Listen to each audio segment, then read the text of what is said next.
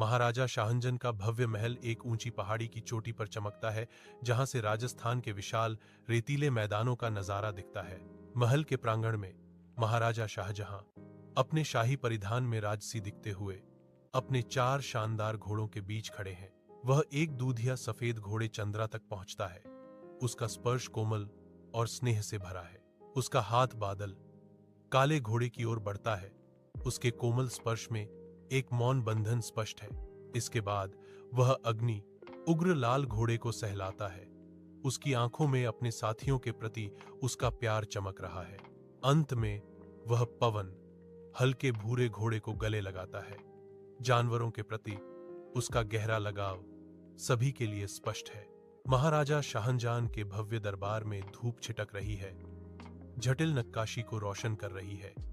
जैसे ही एक घबराया हुआ दूत सिंहासन के पास आता है, दूत गहरे झुकता है।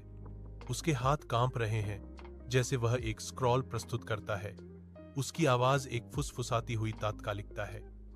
महाराजा, मैं गंभीर समाचार लाया हूं। संदेश पढ़ते ही महाराजा की शाही शांति एक कठोर नजर में बदल जाती है। उनकी आंखों में चिंता की एक झलक दिखाई देती है। महाराजा की आवाज से चिंता की जगह दृढ़ संकल्प आ गया। सेना तैयार करो, घोड़ों को तैयार करो। वह अपने जनरलों को तेजी से इशारा करता है। उसका आदेश अटूट अधिकार के साथ गूंजता है। हम तुरंत चलते हैं।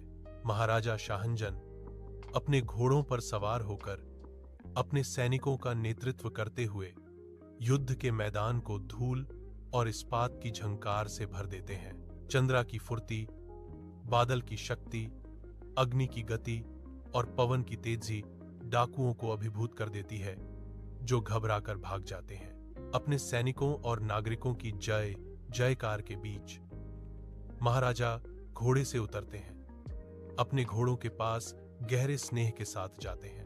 वह प्रत्येक घोड़े को धीरे से थपथपाता है, उनकी बहादुरी का एक मौन प्रमाण। जैसे ही भीड़ की जयकार पूरे मैदान में गूंजती है, गहरे आभार के साथ महाराजा शाहजहां अपने वफादार घोड़ों से कहते हैं, तुम चारों मेरे राज्य की सच्ची शक्ति हो।